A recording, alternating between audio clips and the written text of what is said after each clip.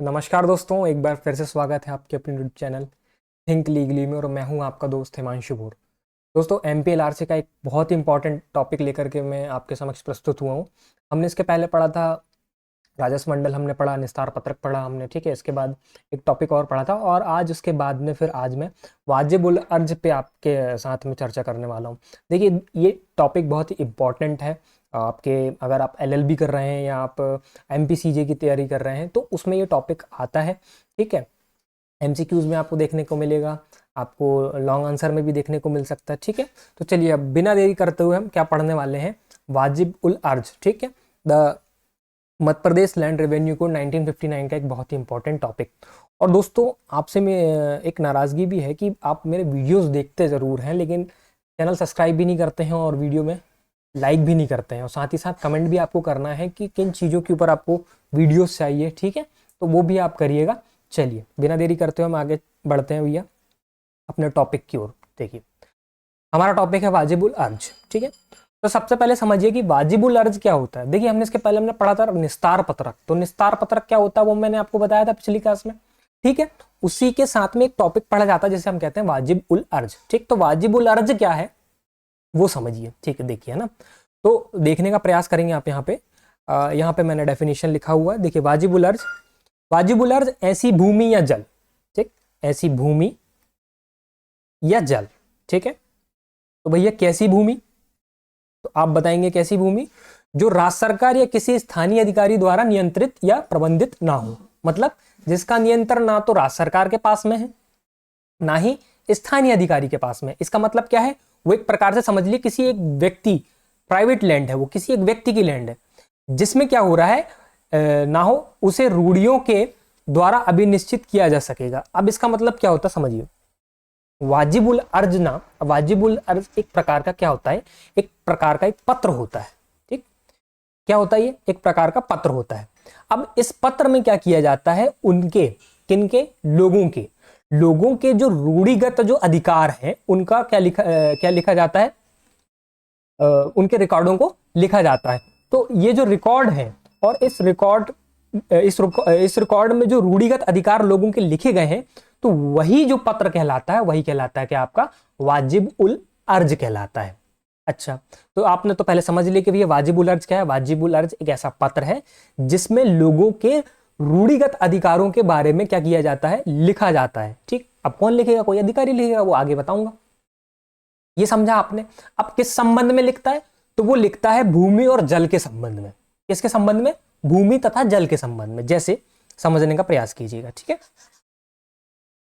जैसे क्या है, कोई भूमि है, एक प्राइवेट लैंड है, जैसे मैं आपको, ये प्राइवेट लैंड है, एक पूरी भूमि है।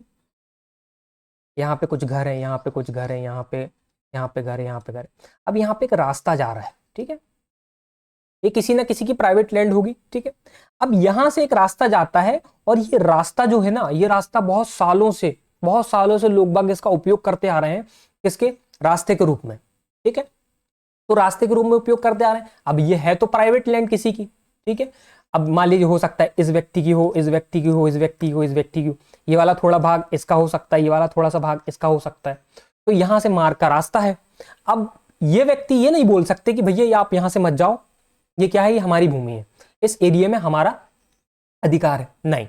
तो क्या है कि यहाँ पे बहुत पहले से लोग बाग आना जाना कर रहे हैं, तो उस रास्ते से आपको उनको रास्ता देना ही पड़ेगा, जिसे हम बोलते हैं मार्ग का अधिकार, ठीक है, राइट टू वे जिसको हम बोलते हैं।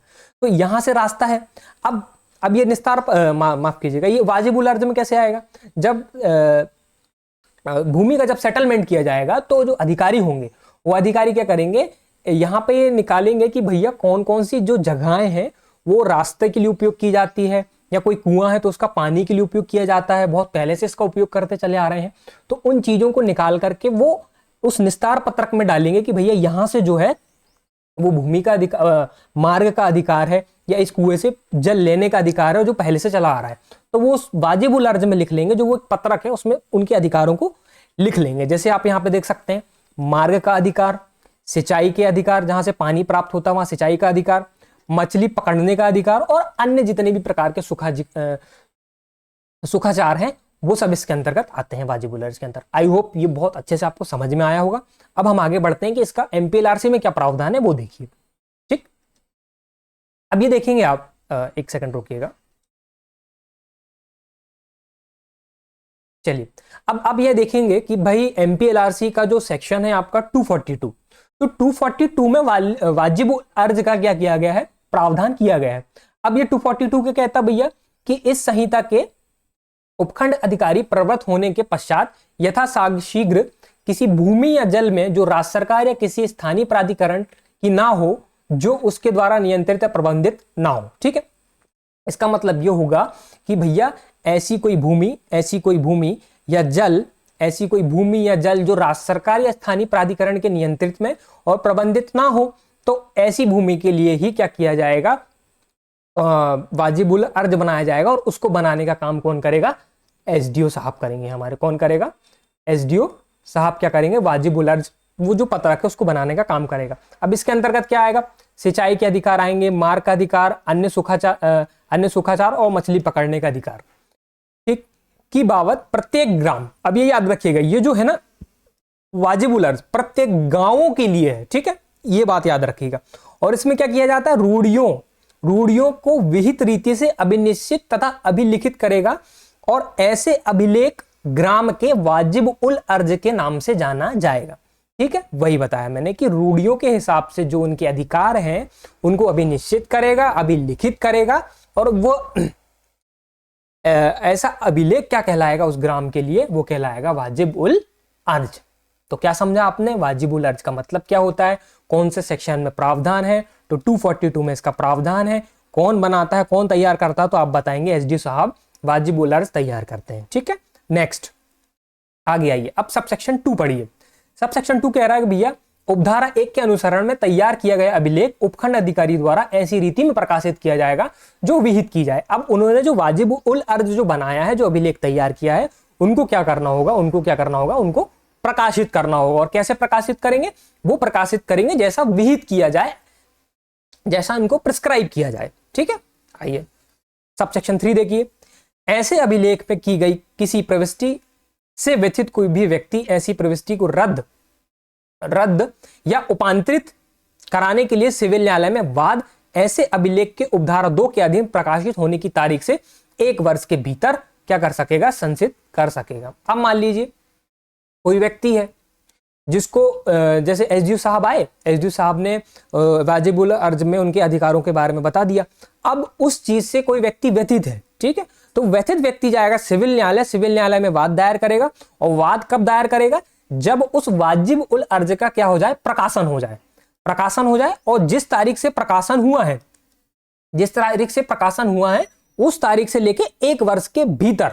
ठीक है, जैसे मान लीजिए एक तारीख मान लेते हैं 10/10/2025। ठीक, तो अब यहां से ये प्रकाशन हुआ है ना, तो ये 1 साल के भीतर, अब 1 साल कब होगा, 10/10/2026, इस डेट के भीतर उनको क्या करना होगा, सिविल न्यायालय में वाद दायर करना होगा। किसको, जो व्यक्ति व्यथित है। ठीक है, टाइम पीरियड बहुत इंपॉर्टेंट है, लिमिटेशन एक्ट यहां पे अप्लाई होता है, वो ध्यान दीजिएगा। ठीक है, अब उपधारा 1 के अधीन तैयार किया गया, सेक्शन 4 पढ़ रहा हूं मैं, उपधारा 1 के अधीन तैयार किया गया अभिलेख उपधारा 3 के अधीन संचित किए गए वाद में सिविल न्यायालय के विनिश्चय के अधीन रहते हुए अंतिम और निश्चायक होगा। ठीक है, आसान सी बात थी कि जो सिविल न्यायालय उस पर जो विनिश्चय करेगा वो कैसा होगा, वो होगा अंतिम होगा तथा क्या होगा, निश्चायक होगा। इतनी बात आपको समझ में आई, आई होप समझ में आई होगी। ठीक है, सब सेक्शन 5 में देखिए।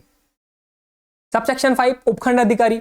तो उपखंड अधिकारी उसमें हितबद्ध किसी व्यक्ति के आवेदन पर, ये नोटिस कीजिएगा थोड़ा सा, एसडीओ साहब क्या करेंगे, किसी हितबद्ध, जो हितबद्ध है, ठीक है, जिसका इंटरेस्ट जुड़ा हुआ है उस वाजिबुल अर्ज से, तो वो क्या करेगा, या तो आवेदन करेगा या एसडीओ साहब खुद स्वप्रेरणा से निम्नलिखित किन्हीं भी आधारों पर वाजिबुल अर्ज में की किसी प्रविष्टि को उपांतरित कर सकेगा या उनमें कोई नवीन प्रविष्टि अंततः स्थापित कर सकेगा। मतलब उसमें जो चेंजेस हैं, किसमें, ये जो वाजिबुल अर्ज है, इसमें जो जो अधिकार उन्होंने विनिश्चित किया है और इसमें जो चेंज करना है, चेंज करने का काम भी कौन करेगा भैया, आपके एसडीओ साहब करेंगे। लेकिन कब करेंगे, या तो वो क्या कर लें, सुओ मोटो कर लें, स्वापेडना से कर लें, या तो वो क्या कर लें, एप्लीकेशन पे ही भी कर सकते हैं। किसकी एप्लीकेशन पे, जो जिसका इंटरेस्ट उस वाजिब उल अर्ज से जुड़ा हुआ है। तो आई होप ये आपको समझ में आया होगा।